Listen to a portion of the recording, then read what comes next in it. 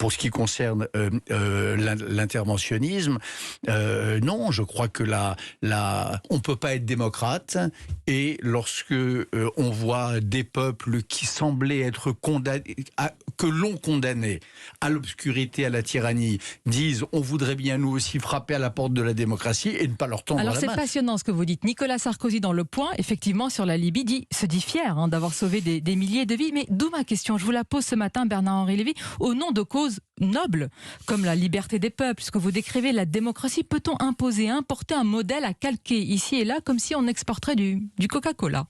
Enfin, vous croyez que la démocratie, c'est du Coca-Cola?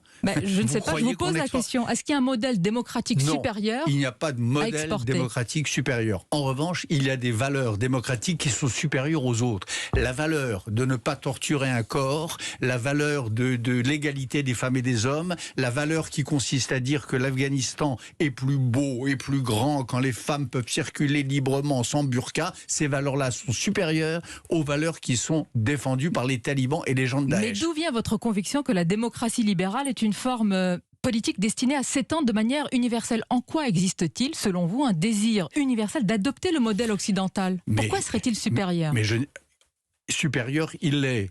Est-ce qu'il est? Je pense que la moitié de l'humanité, l'autre moitié du ciel, comme disaient les Chinois, c'est-à-dire les femmes, je pense qu'elles ne sont pas vouées à être enfermées dans des prisons de tissus, à être battues dans des stades parce qu'elles ont osé regarder un homme qui n'était pas leur mari. Donc je crois que cette valeur-là, qui défend l'intégrité des femmes, elle est supérieure à celle qui... Mais... Ah ben on est d'accord. Mais si on est d'accord, ça veut dire que c'est supérieur. Non mais attendez, mais est-ce que cet idéal démocratique universaliste, est-ce qu'il n'est pas vidé de sa substance aujourd'hui? En quoi on croit aujourd'hui encore dans les sociétés occidentales modernes? Eh bien, vidé de sa substance où dans les pays en question, la question n'est pas d'aller imposer, comme du Coca-Cola, les démocraties. Elle est...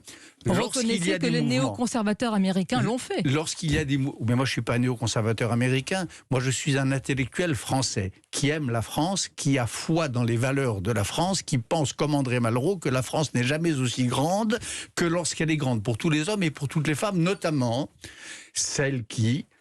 en Libye, en Afghanistan ou ailleurs, se revendiquent de nos valeurs. La question n'est pas de les leur imposer ou de les exporter. La question, c'est d'être aux côtés de nos alliés lorsqu'ils se revendiquent des mêmes valeurs que nous. On ne peut pas dire à la fois en France qu'on défend, par exemple, et on a raison, l'islam modéré et démocratique, et lorsqu'il y a dans un pays un peu plus lointain des gens qui le défendent aussi, leur claquer la porte au nez et leur dire on ne veut pas entendre parler de vous. Une fois qu'on part après l'intervention, que le chaos s'installe et que ce qu'on dénonce est installé par justement l'implantation de Daesh, qu'est-ce qu'on dit? On dit toujours qu'on est intervenu au nom des droits de l'homme. Daesh, mais ça veut dire que le combat contre Daesh, c'est pas 5 minutes. Alors là, c'est pas l'exportation du coca, c'est pas un presse-bouton. La démocratie, c'est pas appuyer sur un bouton et attendre que la lumière se fasse. En effet, c'est un travail de longue haleine. Et si on ne se met pas dans la tête que le combat contre Daesh est une affaire de longue durée, qui se joue sur de nombreux terrains, qui se joue dans nos quartiers, mais qui se joue aussi en Irak, qui se joue aussi en Syrie, qui se joue en Afghanistan, alors on sera submergé par cette vague-là et par ceux qui les soutiennent. Parce que derrière Daesh, vous avez quoi? Vous avez des grands États, vous avez la Turquie, néo-ottomane, vous avez l'Iran qui veut renouer avec l'impérialisme perse. Et comment on les combat de manière idéologique en disant que c'est nous qui détenons un idéal démocratique? Vous croyez que ça suffit, Bernard-Henri Lévy? De l'idéal démocratique. Avec des mots, simplement? Mais pas du tout. Parce que vous croyez que les soldats français au Mali, vous croyez que les soldats... occidentaux en Afghanistan, dont on s'apprête à réclamer le retour, ils ne sont que des hommes de mots. Ils font un travail remarquable, mais malheureusement, il y a le risque d'enlisement et de ne pas remporter cette guerre idéologique à la fin.